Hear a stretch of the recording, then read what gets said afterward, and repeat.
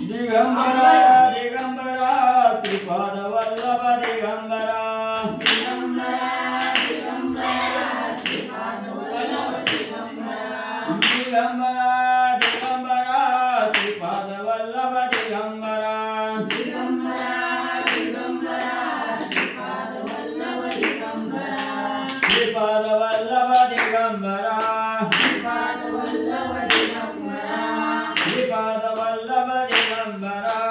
श्रीपाद वल्लभ दिगंबरा श्रीपाद वल्लभ दिगंबरा दिगंबरा दिगंबरा श्रीपाद वल्लभ दिगंबरा दिगंबरा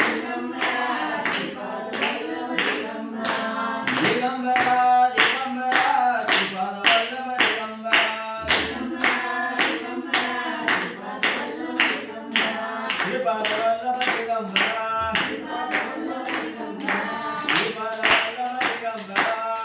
श्रीपाद वल्लभ दिगंबरा दिगंबरा दिगंबरा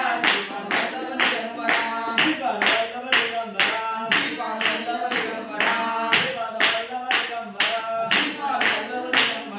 दिगंबरा श्रीपाद वल्लभ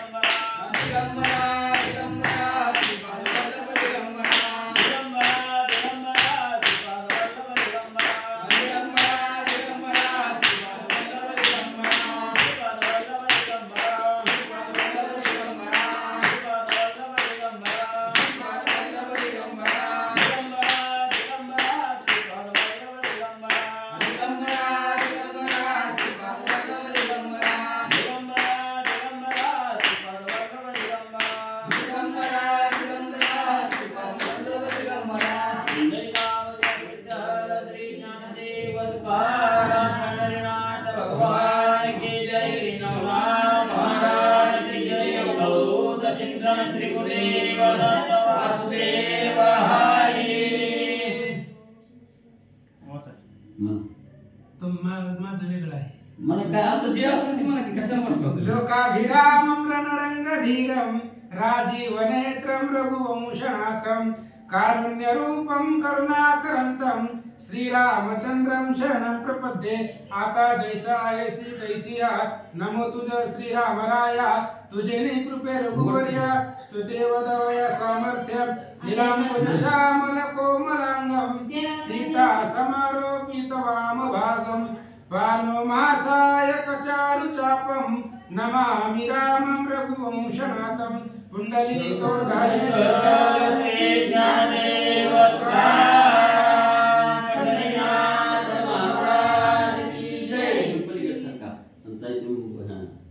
सरळ होते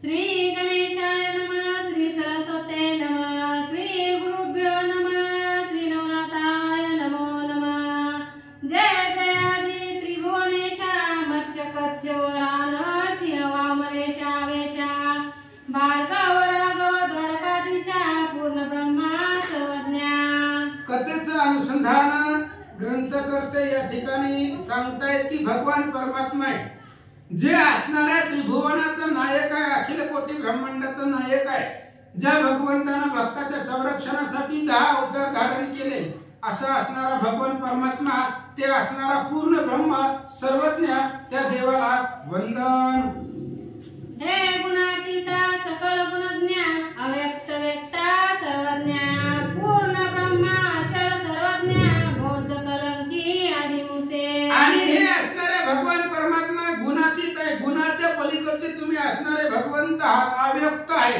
अव्यक्त असणारे तुमचं स्वरूप आहे पूर्ण ब्रह्म आहे अचल आहे असे असणारे तुम्ही भगवान परमात्मा बौद्ध कलंकी ही असणारे सगळे अवतार धारण करणारे आदिमूर्ती तुम्ही आहात मागिले अध्यायी केले कथन श्री जालिंदरा होनी जन्म तपाचरोनी अत्रिनंदन संपादिला गळत्री आणि कथेला सुरुवात झाली पाठीमागच्या अध्यायामध्ये काय आपण ऐकलं अनुसंधान पाठीमागच्या अध्यायामध्ये जालिंदरनाथांचा जन्म झाला आणि मग दत्तात्रेयांनी ते असणाऱ्या जालिंदरनाथांना तप करण्यासाठी बसवलं गेलं इथपर्यंतची कथा काल ऐकले. तो समर्थ त्रिसुत प्रसन्न झाला सद्येत तयावर ते सकळ दैवत गौरविले पावके. आणि समर्थ असणारे त्या ठिकाणी गुरु दत्तात्रयाने उपदेश दिला जालिंदरनाथांना. आणि त्याच्यामुळे अग्नीचा सुपुत्र असल्यामुळे अग्निदेवाने सुद्धा सर्व देवदेवता जे आहेत ते असणारी जालिंदरनाथावरती प्रसन्न करून वरदान दिले.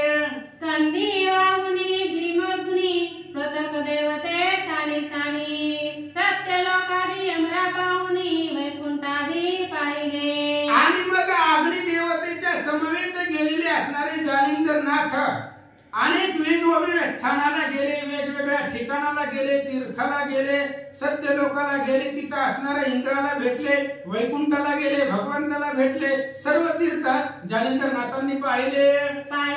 इंद्र चंद्रस्थान मित्र वरुण गंधर्व भेटून सर्व लोक भूलोक तपोलोकादी पाहून वरा लागी आणले. आणि सगळे असणारे देवदेवतांची भेटी जालिंदरनाथांनी घेतली. स्वर्गामध्ये गेले, अमरावतीला इंद्राचं स्थान पाहिलं, चंद्रस्थान पाहिलं, सूर्यदेवाचं दर्शन घेतलं, सूर्यदेवाची भेट घेतली. वरुण गंधर्व पुन्हा असणारे 21 स्वर्ग आहेत, सुवर्लोक आहे, भूर्लोक आहे, तपोलोक आहे. अशा प्रकारचे सगळे लोकांमध्ये गेले, सगळ्या देवतांची भेटी घेतली आणि सगळ्या देवतांनी वरदान जालिंदरनाथांना दिले. यक्ष राक्षस किन्नरा सहित गणगंधर्वादी गौरवनी समस्त वश केला जालिंदरनाथ अत्र विद्ये कारणे. आणि पुन्हा असणारे गण गंधर्व यक्ष किन्नर राक्षस दानव मानव सगळे त्या ठिकाणी असणारे दत्तात्रयांच्या विद्येनुसार त्यांनी दिलेल्या शस्त्र अस्त्रावरती सर्व लोकांनी जालिंदरनाथांचा गौरव केला. आणि जालिंदरनाथांनी सर्वांना आपल्या वश केलं, आपल्या ताब्यामध्ये घेतलं.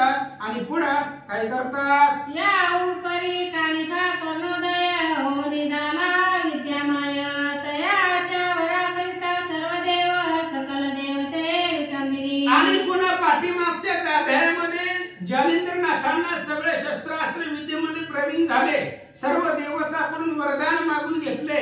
यानंतर ना गजकर्णामधून कानिपनाथांचा जन्म झाला आणि कानिपनाथांना सर्व विद्या प्राप्त होण्यासाठी सर्व देवदेवताकडून शस्त्रास्त्र प्राप्त करून दिले.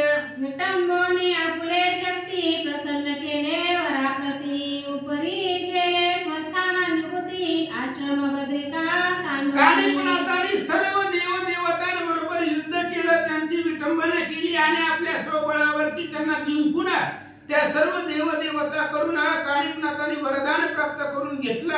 आणि पुन्हा आपापल्या स्थानाला देवलोक गेले.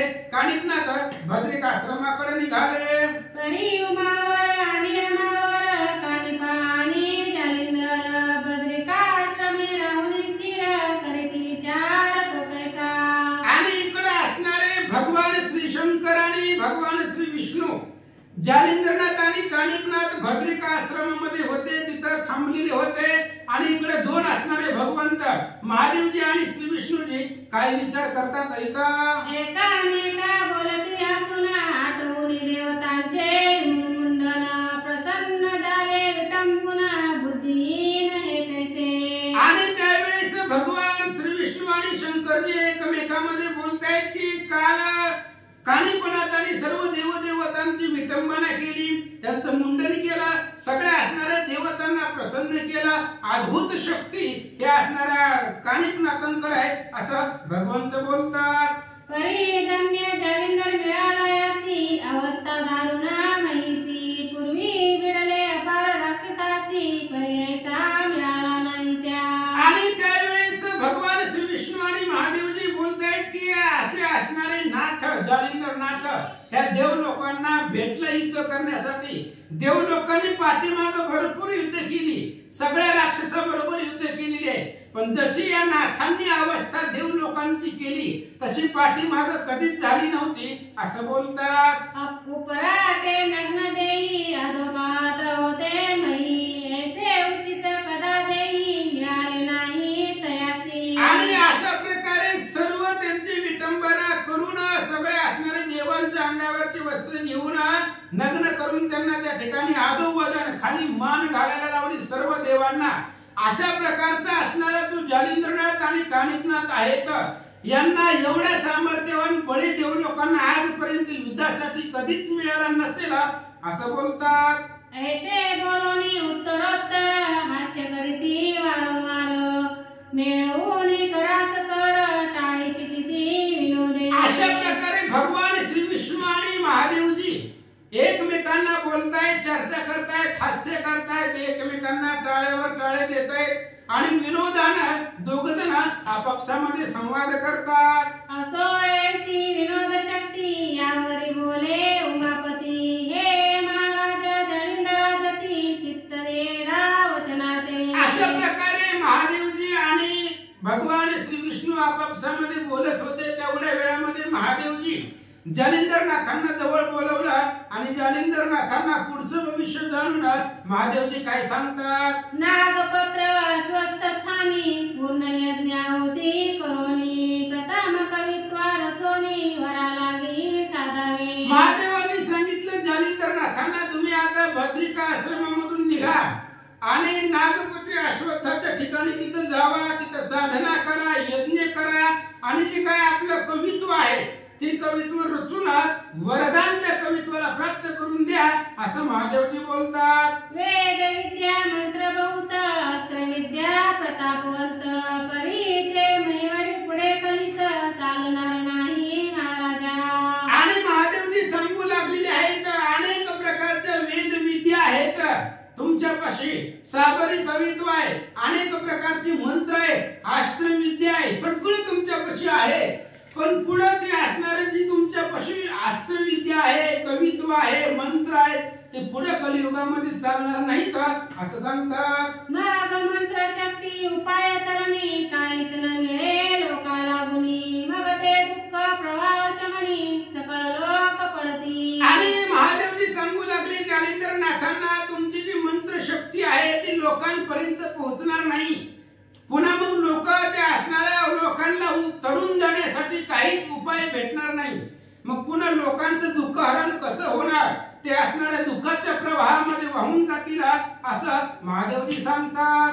तरी सिद्ध करोनी आता कविता अवंती जे नागाश्वस्था सकळ विद्या करोनी आता कानी पाते ओकीजे. म्हणून लोकांच्या उद्धारासाठी, लोकांना दुःख होऊ नये, त्यांना तरुण जाण्यासाठी तुम्ही एक उपाय करा. आता जावा नागाश्वत्थाच्या ठिकाणी जावा, तिथं असणारे सगळ्या विद्या तुम्हाला प्राप्त आहे ती सगळ्या विद्या तुम्ही कानिफनाथांना शिकवा, कानिफाला या सगळ्या विद्याचं ज्ञान द्या असं महादेव जालिंदरनाथांना बोलतात. या कानिफाची उदार शक्ती स्थिती निर्वत आहे दांडी प्रवृत्ती तरी बरवी आहे कार्याप्रती पुढे पडे महाराजा. आणि महादेवाने सांगितलं ही जी काय कानिफनाथ आहे ह्या असणाऱ्या कानिफाची शक्ती आणि त्यांच्यापाशी दांभिक वृत्ती आहे, म्हणजे थोडासा त्या ठिकाणी जे काय अहंकारपणा त्यांच्यापाशी जास्त आहे. म्हणजे कोणी काय बोललेलं लवकर त्यांना सहन होत नाही, लगेच ते युद्धासाठी प्रवर्तित होतात.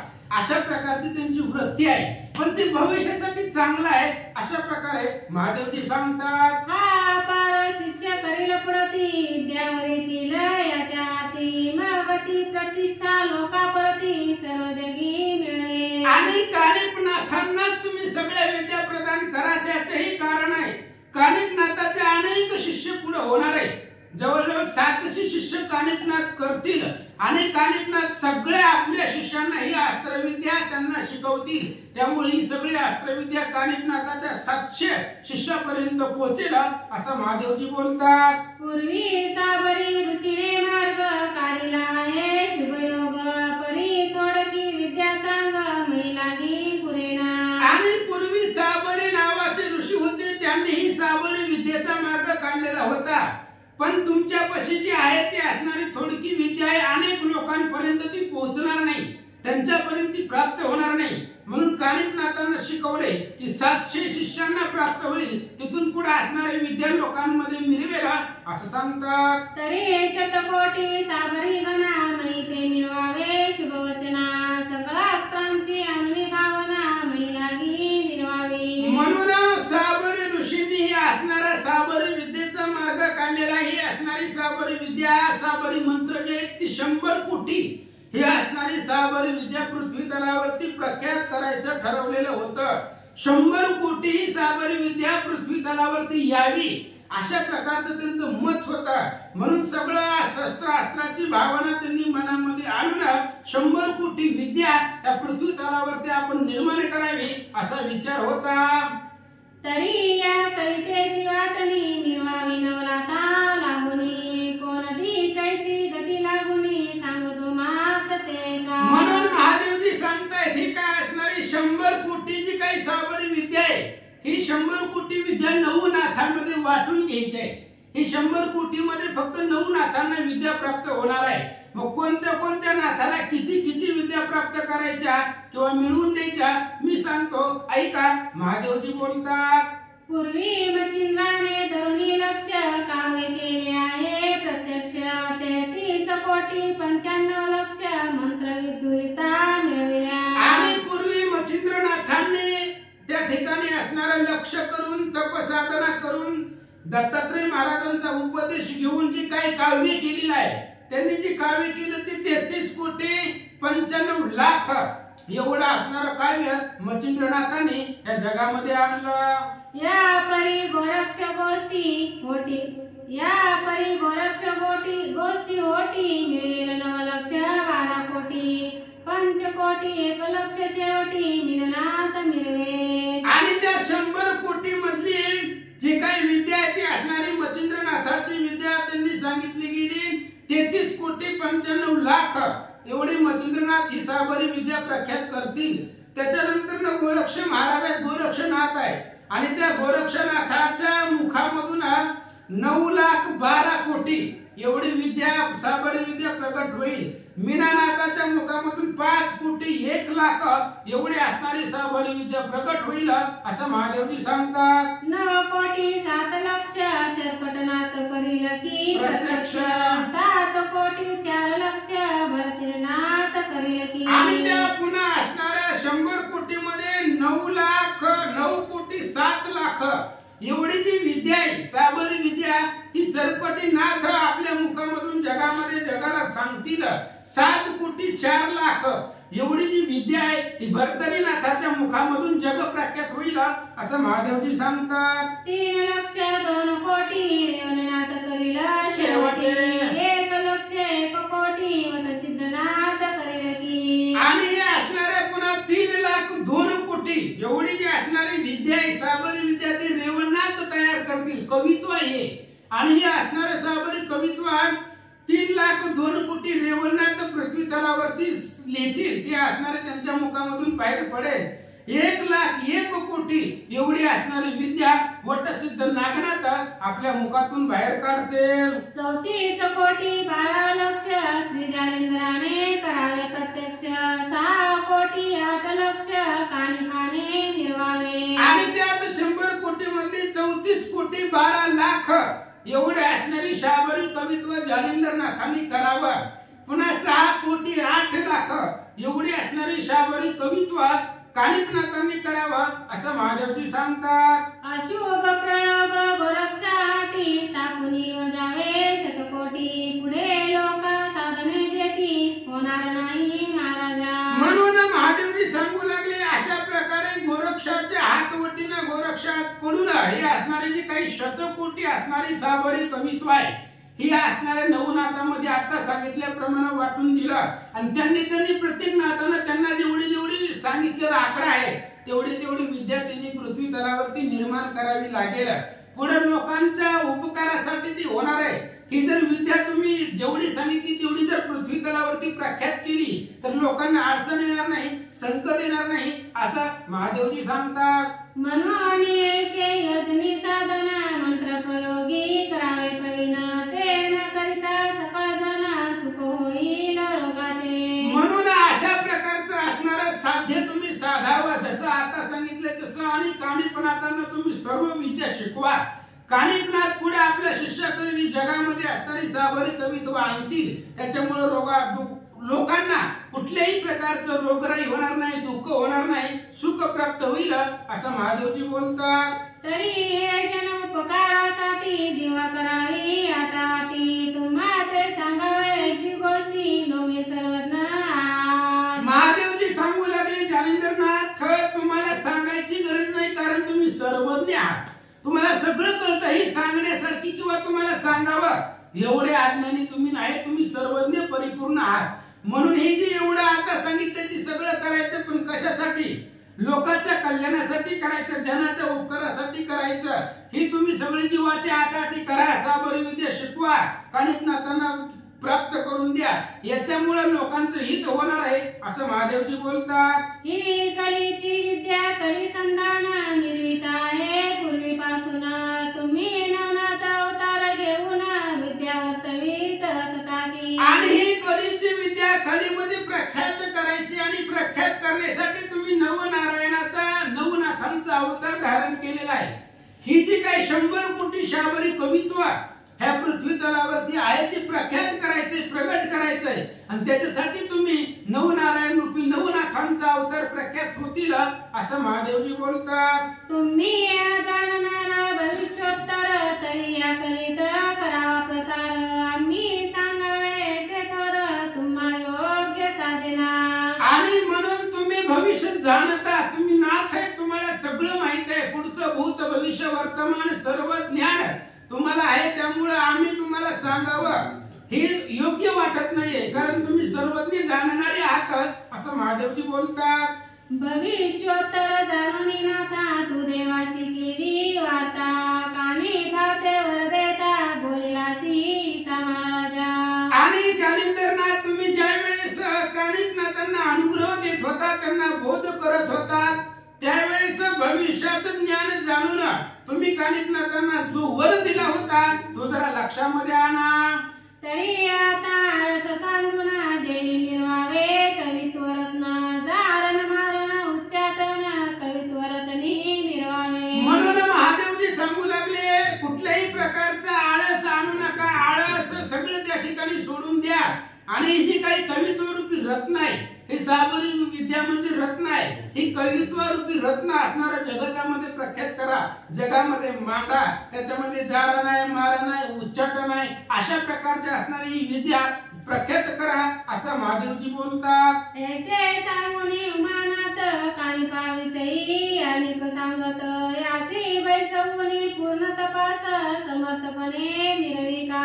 आणि अशा प्रकारे महादेवांनी जालिंदरनाथांना सांगितल्यानंतर कानिफनाथाविषयी अजून सांगू लागली, हे कानिफनाथांना तपासाठी बसवा.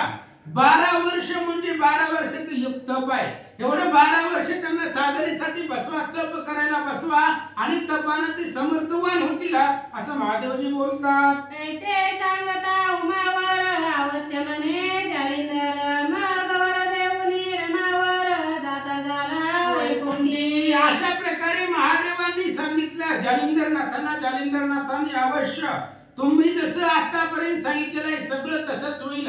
पुन्हा असणाऱ्या महादेवांनी सुद्धा जालिंदरनाथांना आशीर्वाद दिला, भगवान श्री विष्णूंनी दिला. महादेवजी कैलासाला गेले, भगवान श्री विष्णू वैकुंठाला निघून गेले. मग जालिंदराने कानिपनात 12 वर्षे राहुली तेथ 40 कोटी 20 लक्षात उभे चरित्र रचिले. अशा प्रकारे जालिंदरनाथ आणि कानिपनाथ 12 वर्षे त्या ठिकाणी राहिले. त्या असणाऱ्या बद्रिका आश्रमाच्या ठिकाणी तिथं राहून त्या 100 कोटी मधलं 40 कोटी 20 लाख एवढं असणारं जे काही चरित्र आहे, साबरी विद्येचं कवित्व आहे, एवढं त्या ठिकाणी विद्या त्यांनी निर्माण केलं. ते आदिनाथे कवित्व पाहून पूर्ण झाले समाधान, मग म्हणे नागाश्वत्थ जाऊन सिद्धी मार्गी पावले. मग अशा प्रकारचं त्यांनी कवित्व निर्माण केलं. महादेवांनी पाहिलं, महादेवांना आनंद वाटला, आणि महादेवांनी सांगितलं आता तुम्ही जी कवित्व केलं ते बघून मला आनंद वाटला, समाधान वाटलं, आता तुम्ही नागाश्वताच्या ठिकाणी जावा, आणि जी काही सिद्ध मार्ग आहे तो सिद्धी मार्गाचा अभ्यास करून घ्या असं महादेवजी बोलतात. मग जालिंदराने कानिपनात जाऊन पाहिला नागाश्वत्थ, पूर्ण होती हवन तेथ करुणी तोषवी विराते. मग महादेवांनी सांगितल्याप्रमाणे जालिंदरनाथ आणि कानिपनाथ तिथून असणारे नागाश्वत्थ त्या असणाऱ्या तिथं त्या जागेवरती गेले. तिथं असणारं पूर्ण आहुती हवन करून ते असणारे सगळे तिथली जी काही देवता आहे त्यांना तोषवू लागले. सूर्यकुडाचे अरुणी जीवन 52 वीरा करी चिंतन, प्रसन्न करो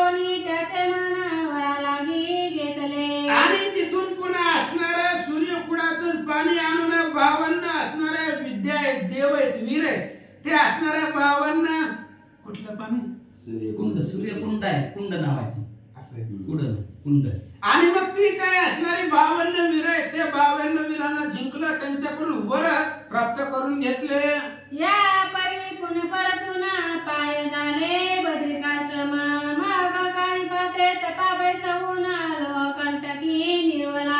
आणि अशा प्रकारे नागाश्वताच्या ठिकाणी जाऊन 12 असणारे वीर होते ते असणाऱ्या 12 वीराकडून वरदान प्राप्त करून घेतले. पुन्हा तिथून बद्रिका आश्रमाच्या ठिकाणी आले. बद्रिका आश्रमाला आल्यानंतर ना महादेवाने सांगितल्याप्रमाणे कानिपनाथांना तिथं तपासाठी बसवलं गेलं. आणि जालिंदरनाथ काय करतात, श्री आदिनाथाच्या साक्षीची कानिपा बैसवूनी पूर्ण तपाशी श्री जालिंदर तीर्थ स्नानाची दाता झाला पुसू. आणि महादेवाच्या साक्षीनं महादेवाला पुढे साक्षी ठेवून त्या बद्रिका आश्रमामध्ये कानिपनाथांना तप करण्यासाठी बसवलं गेलं. आणि जालिंदरनाथ पृथ्वी तलावरचे जे काही तीर्थ आहे ते तीर्थ स्नान करण्यासाठी महादेवाला आणि कानिपनाथांना विचारून निघाले.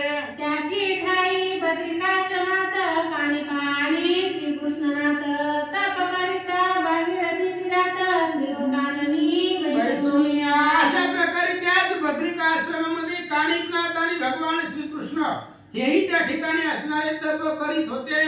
आणि पुन्हा ते असणाऱ्या तीव्र काननामध्ये बसून कानिपनाथ तपश्चर्या करू लागले.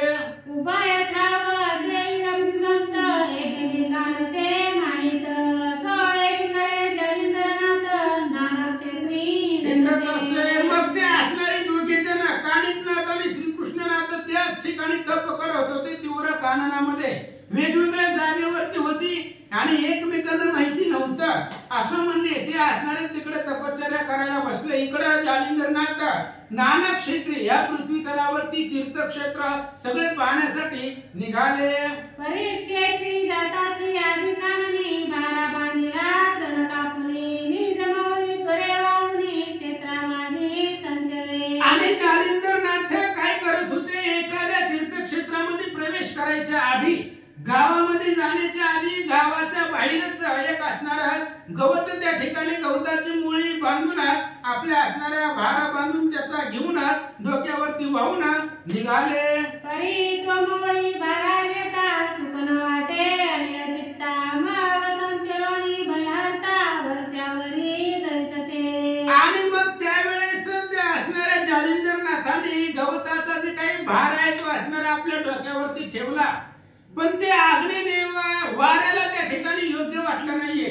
म्हणून वाऱ्याने ते असणारी जी काही गवताची भारा बांधलेला होता पिंडी ते डोक्यावरती आधांतरीच वायुदेवतेनं धरली असं सांगतात. मनाल पवनाशी काय कारण वरचे वरी धरावया तृण तरी जालिंदर अग्निनंदन अग्निपिता त्वसे. मग श्रोत्यांना शंका येईल की बाबा वायुदेवतेनं असं का केलं. जालिंदरनाथाने त्यांच्या डोक्यावरती ते गवताचा बारा घेतलेला होता मोळी, पण वायुदेवतेने ती वरच्यावर आधांतरी धरली. त्याचे काय कारण आहे तर ही असणारी वायुदेवता जी आहे ती असणारी वायुदेवतेचा मुलगा अग्नी आहे आणि अग्नीचा मुलगा जालिंदरनाथ आहे. जालिंदरनाथांना कुठल्याही प्रकारचा त्रास होऊ नये, कष्ट होऊ नये म्हणून वायुदेवतेने ती असणारी मुळी आधांतरी धरलेली होती असं सांगतात. परी पौत्राची करुणी ममता भरून मनोनी बारा दरीवरता असो जालिंदर क्षेत्री येता तृणबोधना सोडतसे. आणि वायुदेवतेचा नातू असणारे हे जालिंदरनाथ होते.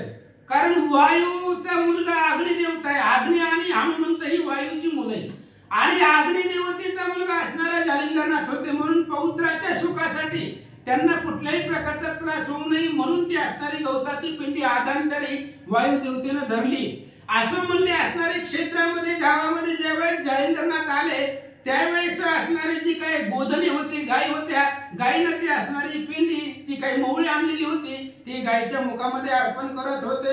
त्याचे भ्रमण करिता मी नाना तीर्थक्षेत्र यात्रा प्रवाही तो गौड बंगाल देशाताई गेला पत्तनी प्रयाला. आणि अशा प्रकारे पृथ्वी तलावरती भ्रमण करत असताना फिरत असताना नाना तीर्थक्षेत्राच्या ठिकाणी जात असताना गौड बंगाल नावाचं त्या ठिकाणी गाव आहे आणि त्या असणाऱ्या हेलापट्टिनी नगरीमध्ये जालिंदरनाथ आले. तृणभार मिळवणी माती परितो मिरवे सर्व हाती अधार चाले मस्तकावरती लोक पाहती निज दृष्टी. आणि हेलापट्टिनी नगरीमध्ये आल्यानंतर सगळे लोक नाथांकडे पाहू लागले. गवताचा भार गवताची मुळी डोक्यावरती आहे पण ती आधांतरी आहे, त्याला कशाचाही स्पर्श नाहीये. आधांतरी नाथांच्या डोक्यावरती ती मौळी सगळ्या लोकांनी गावातल्या पाहिले. हेलापट्टण अति विस्तीर्ण बुद्धी प्रयुक्त तेथील जन जालिंदराचे चिन्ह पाहून आश्चर्य करीती मानसी. आणि हेलापट्टण नावाचं नगर अतिशय विस्तीर्ण होतं, भव्य दिव्य ते असणारं गाव होतं. तिथे राहणारी लोक बुद्धी प्रवर्तक होते, सगळे असणारे त्या गावातली लोक बुद्धिवान होते. आणि जालिंदरनाथाचं चिन्ह पाहिलं आजपर्यंत कधी भविष्यामध्ये त्यांनी असं पाहिलं नव्हतं. डोक्यावरती गवताची मुळे पण ती आधांतरी आहे, तिला कशाचा आधार नाही. वायूच्या असणाऱ्या आधांतरामध्ये ती असणारी मुळी होती. लोकांनी पाहिलं मनती अधार बारा कैसा चालत आन कळे तमाशा तरी हा सिद्ध अवतारलेशा मै लागी मिळवतसे. गावातली लोक बुद्धिवान होती, त्यांनी विचार केला ज्या अर्थी यांच्या डोक्यावरती आधांतरी मौळे त्या अर्थी सर्वसामान्य माणूस नाही, आपल्यासारखा व्यक्ती नाही, कोणीतरी सिद्ध पुरुष असावा, महाज्ञानी असावा असा तर्क लोकांनी केला. नगते सवत्याचे जन करू दावती ते दर्शन परी ते नाता समाधान चित्ती प्रशस्त लागेना. आणि म्हणून कोणीतरी सिद्ध पुरुष आहे, योगी आहे, तपस्वी आहे, म्हणून ते असणाऱ्या सिद्धाचं दर्शन घेण्यासाठी गावातली लोक रस्त्यामध्ये येत होते, दर्शनासाठी धावत होते. काय झालं? जे पूर्णपणे झाले निवाले ते प्रतिष्ठेपासून दुरावले कदा न जाता जगी मानवले चित्ती निस्पृहता धरुनिया. आणि लोक दर्शनाला येत होते पण त्याचा असणारा कुठल्याही प्रकारचा मान सन्मान नाथांना नव्हता, कारण ते असणारे त्यांच्या मनामध्ये चित्तामध्ये कुठल्याही प्रकार मानवता नाहीये किंवा लोकांनी मानावं, दर्शन घ्यावं. जे परिपूर्णता झालेली आहेत त्यांना कुठल्याही प्रकारची प्रतिष्ठापासून दुरावलेली असतात. लोकांनी मान सन्मान करावा, दर्शन घ्यावं, माझं प्रतिष्ठा वाढावी असं कुठल्याही प्रकारचं जालिंदरनाथांना वाटत नव्हतं. प्रतिष्ठेपासून ते दूर होते असं सांगतात. बृहस्पतीचे परिपाडी तया होतसे सर्वार्थ जोडी परी तो वेड्यात मारी दडी लोक महिमा भयास्तव. आणि ज्यांना बृहस्पती सारखी गुरुत्व भेटणार आहे, बृहस्पती सारख्या व्यक्ती बरोबर जाता येतं पण ते असणाऱ्या वेड्या लोकांमध्ये जाऊन बसतात. बृहस्पती सारख्या विद्यमान लोकांमध्ये जाऊन बसता येतं पण लोकांच्या मान्यतेसाठी, लोकांच्या भेटीसाठी वेड्या लोकांमध्ये जाऊन बसतात. अशी अवस्था झाली. जैसे कृपणा तुले धन लक्ष्मीचे पाठी लागून तन्याय झालिया मन कदा काळी अवरेना. आणि जशा प्रकारे एखादा कृपण असतो आणि तो असणारा आपली धन, आपली असणारी संपत्ती पृथ्वी तलावरती कुठेही त्या ठिकाणी ठेवून पृथ्वीवरती सोपवून पृथ्वी रक्षण करून ठेवून जातो, तशा प्रकारचं जर मन झालं की कसल्याही प्रकारची भीती राहत नाही असं सांगतात.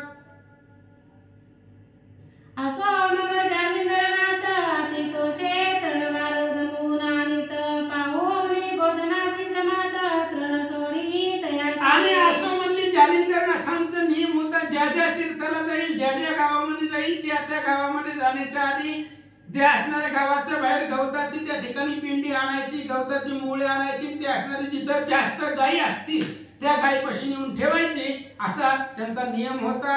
माग करी पुची गंध मारी जेथे जाऊनी वस्ती करी भिक्षा मागुनी क्षेत्राभितरी उदरनिर्वाह करीत असे. मग जालिंदरनाथांनी अशा ठिकाणी वास केला, वस्ती केली की बाबा तिथं असणारा अतिशय त्या ठिकाणी दुर्गंधी असेल, म्हणजे तिथं व्यवस्था नसेल, कचरा असेल, दुर्गंधी असेल, अशा प्रकारच्या ठिकाणामध्ये जाऊन त्यांनी वस्ती केली.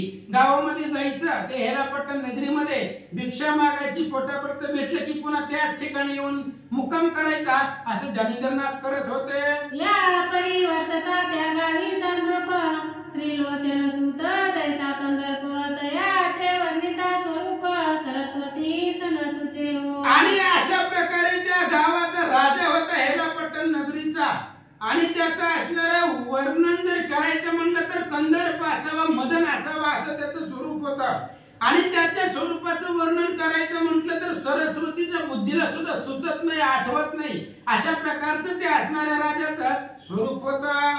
नामजयाचे गोपीचंद परी मिळवला सर्व संपत्ती रंग दिव्य मुख अमरभद्र पाहुनी राजे कुबेर तो. आणि अशा प्रकारचं असणारा त्या राजाचं स्वरूप होतं. अतिशय दैदिप्यमान तेजस्वी तो राजा होता आणि त्या राजाचं नाव गोपीचंद होता. सर्व संपत्ती त्या असणाऱ्या गोपीचंदापाशी होत्या. दिव्य अशा प्रकारचे रथ होते आणि त्याची संपत्ती, त्याची इस्टेट बघितल्यानंतर ना सगळ्या संपत्तीचा मालक कुबेर आहे. हे असणाऱ्या कुबेराला सुद्धा लाज वाटेल एवढं ऐश्वर्य गोपीचंद राजाकडे होता. द्वादश लक्ष अपूर्व शक्ती ऐश्वर्य वाताकृती तेजपुंज पाहुनी राजती चपळपणी चपळात्या. आणि 12 लाख अशा प्रकारचे अश्व घोडे ते असणाऱ्या जालिंदरनाथाकडे होते. अपूर्व शक्तीचे ते घोडे होते आणि त्या असणाऱ्या घोड्याची चपळ गती, त्यांचं तेज पाहून आकाशामध्ये असणाऱ्या विजा सुद्धा लाजतील एवढं स्वरूप त्यांचं होतं. चिरत गटी रत्न कोंदणी पाकरा शोभल्या बाळात किरणी जगमगती झालरी किरणी मगुनी मिरवल्या. आणि त्या घोड्यावरती त्या ठिकाणी रत्नाच्या असणाऱ्या झालरी लावलेल्या होत्या. बालार्का सारखा, बालार्क सूर्याचं जसं तेज असावा तसं असणारं तेज त्या घोड्यांचं होतं. त्याच्यावरती असणारी जगमगती झालरी टाकलेली होती असं सांगतात. रश्मीयाती शोभायमान झालरी अग्नी हेम गुण मुक्त कुंभिले समती समान नक्षत्र मालिका जेवित्या. आणि अशा प्रकारे ज्या अतिशय शोभायमान असणारे झालरी, अग्नीसारखे तेजस्वी, रत्नासारखे तेजस्वी असणाऱ्या झालरी मुक्तमाळा गुंफलेल्या होत्या. त्या घोड्यांवरती झालरी टाकलेल्या होत्या.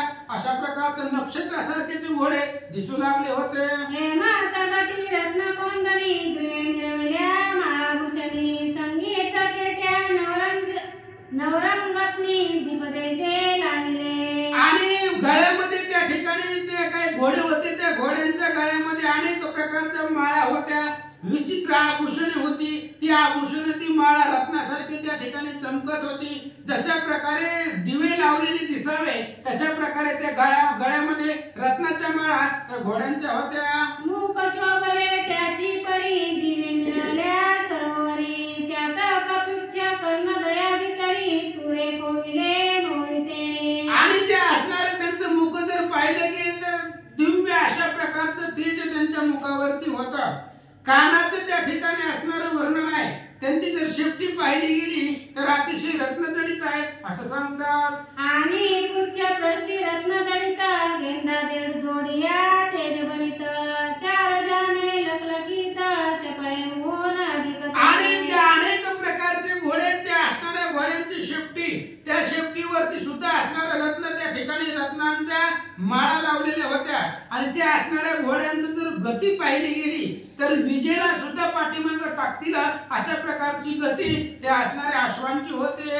द्वादश लक्ष ऐसिये परी बाजी मिरवती चमुगी तरी प्रत्येक पाहता संवत्सरी उद्दित सुहोत मिरवे. आणि अशा प्रकारचे 12 लाख असणारे त्या ठिकाणी जी काही घोडे होते ते असणाऱ्या सैन्यामध्ये अतिशय प्रसिद्ध होते. सगळ्या सैन्यामध्ये तेजस्वी होते. आणि त्याची समता जर पाहिली गेली तर समता पाहण्यासाठी जशा प्रकारे दिव्य तेजस्वी सूर्य असावा तो सुद्धा फेका पडेल असं तेज त्या अश्वांचं होतं. की करदई स्पृहा होती मातेला भली श्यामकर्ण मूर्ती त्या स्पृहेची करावया शांती द्वादश लक्ष प्रकटले. किंवा श्यामकर्ण नावाचा घोडा जगामध्ये प्रसिद्ध आहे. आणि त्या श्यामकर्णाच्या मनाची शांती करण्यासाठी किंवा त्याच्या बरोबरीचे असणारे हे 12 लाख घोडे ह्या असणाऱ्या गोपीचंद राजाच्या सैन्यामध्ये होते.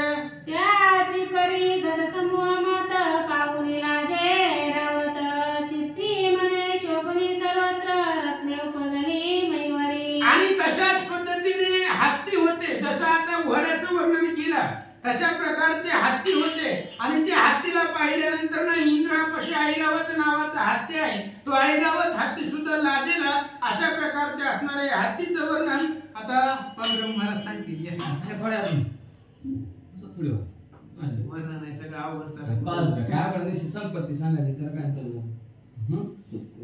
घ्या आनंद विशाळ शुंड हिरे जाती अधरे द्वैत दंत नवरंगी विशाळ शुंड हिरे जाती अधरे द्वैत दंत शोभती तया वेष्टुनी तुझे पाहती रत्नकोंदणी मिरविरे. आणि आतापर्यंत 12 लाख अशा प्रकारचे घोडे ते असणाऱ्या गोपीचंद राजाच्या सैन्यामध्ये होते. तशाच प्रकारचे हत्ती होते आणि त्या हत्तीचे असणारे त्या ठिकाणी सोंड जर पाहिली गेली तर विशाळ होती, भयंकर भव्य दिव्य असणारी सोंड होती. त्या सोंडेवरती सुद्धा हिरे त्या ठिकाणी लावलेले होते आणि त्या हत्तीचे दात अतिशय त्या ठिकाणी शोभिवंत होते, सुंदर होते.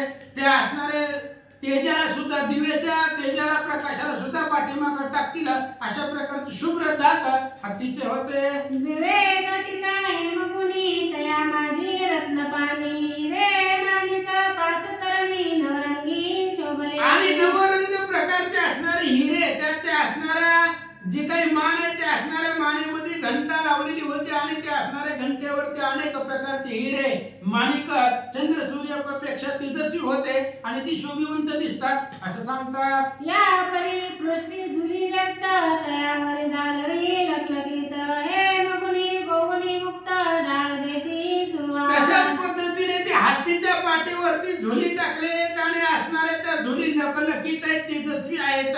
हेममय असणाऱ्या झुली त्या हत्तीच्या पाठीवरती येतात, तेही शोभिवंत दिसतात असं वर्णन सांगू लागले. या परी हवते मेघडंबरी सुवर्णांबऱ्या शोभल्यावरी त्याही कोंदणी नक्षत्रापरी रत्न मिरवू लागला. तशाच पद्धतीने त्या ठिकाणी असणारा जसं अंबाऱ्या त्या ठिकाणी टाकलेली आहेत तर ते सुद्धा शोभिवंत दिसत आहेत. जसं आकाशामध्ये नक्षत्र दिसावे तशा पद्धतीने त्याच्यामध्ये रत्न सुंदरपणे दिसत होता. कोणी रिक्त कोणी ऐसे परी ते बासती पर्वत जैसे पृष्ठी पताका पाभासे पर्वत मोळी तरुजेवी. आणि काही असणारे हाती सजवलेले होते, काही हाती असेच होते तरी सुद्धा ते हाती पर्वतासारखं दिसत होते आणि त्या हत्तीच्या पाठीवरती पताका होत्या लावलेल्या आणि ती पताका जसं एखाद्या पर्वतावरती भव्य दिव्य झाड असावं तसं हत्तीच्या पाठीवरती पताका दिसू लागल्या. जैसे गज पृथ्वी मिश्र विराजले ती दस सहस्त्र पायी कसवार दास चक्र राया पुढे धावती. अशा प्रकारे अनेक असणारे हत्ती होते, 10,000 हत्ती त्या ठिकाणी त्या गोपीचंद राजाकडे होते. तशाच प्रकारचे घोडेस्वार होते, त्या असणाऱ्या रथापुढे चालणारे दासी होते आणि त्या गोपीचंद राजाच्या पुढे धावत होते. शरीरार चोपदार पूर्ण बोताटे पुकारदार यंत्रधारी अश्वस्वार राया समोर धावती. राजाच्या पुढे पुढे करणारे धावत होते. राजाच्या पुढे छडीदार होते, चोपदार होते, पुकारदार होते, यंत्रधार होते, घोड्यावरती बसणारे अश्वस्वार होते. गोपीचंद राजाच्या पुढे सगळे धावत होते. अति उग्र खरतरपणी मिरवल्या जैशा कृतांत मूर्ती की युद्ध कुंडीचे पावकोवती घेती आरती परचक्र. आणि अशा प्रकारचं सैन्य गोपीचंद राजाच्या पुढे होतं, अतिशय उग्र होतं. जशा प्रकारे कृतांताच्या मूर्ती यमाच्या मूर्ती असाव्या तशा शत्रूला भासणारे ही दासदासी सेवक होते किंवा युद्धरूपी अग्निमधला युद्धरूपी कुंडामधला अग्नी काढावा तशा प्रकारचे दैदिप्यमान हे असणारे सेवक होते. या परिरावत कृपाळ शोभे जैसा तमाल बरवेपणे अति जाळ कंदर्पपंथी विरोध. आणि अशा प्रकारे या सर्व सैन्यामध्ये तो असणारा गोपीचंद राजा होता आणि तो राजा जशा प्रकारे कमालनीय सुंदर राजस पुतळा असणारा तो होता. अतिशय सुंदर त्याचं स्वरूप कंदर्पाचं सुद्धा मन जिंकेला असं स्वरूप गोपीचंद राजाचं होता. स्वरूप लक्षणी गोपीचंद समताना पावे आहे गदगोड वृंद चंद्रचूड म्हणण्या लागी अबाध कलंक देई म्हणून. आणि अशा प्रकारे सर्व स्वरूप लक्षणयुक्त गोपीचंद होते.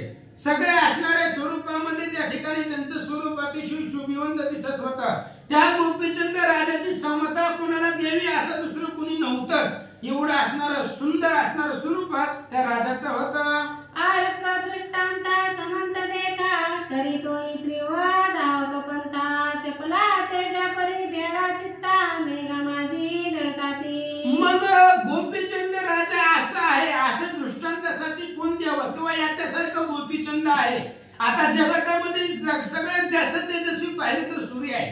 मग सूर्याची समजा जर दिली तर सूर्यापाशी 10 तत्व आहे. बाहेर जर आपण दुपारी पाहिले तर ऊन लागत म्हणजे सूर्याच्या जवळ जाता येत नाही, त्याच्यापाशी 10 तत्व आहे. तसा गोपीचंद राजा नव्हता, शीतळ होता. मग चपलेचा जर विजेचा जर उपमा गोपीचंद राजाला द्यावी तर विजा कशा आहेत, भीतीदायक आहे. म्हणजे विजा चमकतात आणि गुप्त होतात. तशा प्रकारे गोपीचंद नाहीये असं सांगतात. तैसा नवे हा नृपनाथ दिव्य रूपी सद्गुण भरित धर्म औदार्य सौभाग्यवंत विजय लक्ष्मी मिळवितसे. मग सूर्यासारखं 10 तत्व गोपीचंद राजाकडे नव्हतं. विजेसारखा भीतीपणा भेडपणा सुद्धा गोपीचंदाकडे नव्हता.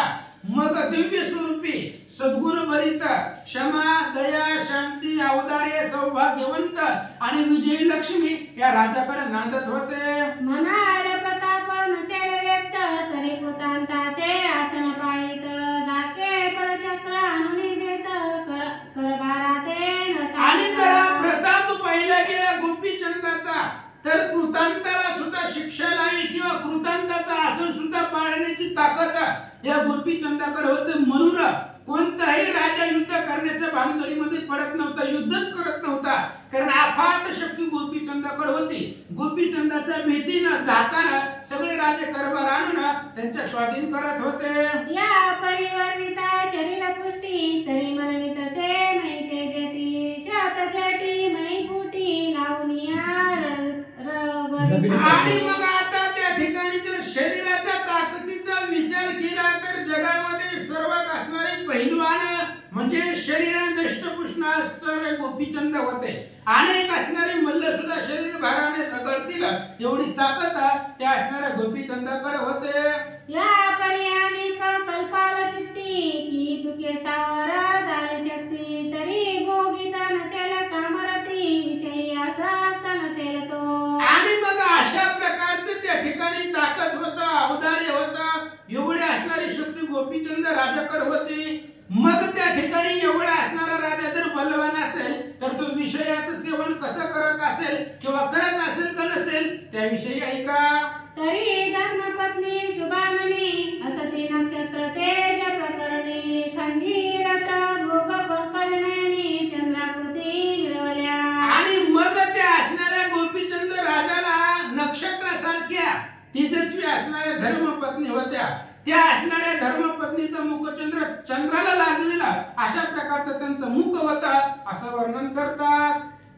चित्ताज्ञ परम चातुर्य कामी यापुरी षोडशतात शुभाननी भोगांगना जयाला गुणी राजांकी मिळवल्या. अशा प्रकारचे असणारे अतिशय चातुर्य हुशार दिव्य तेजस्वी अशा प्रकारच्या गोपीचंदाच्या पत्नी होत्या.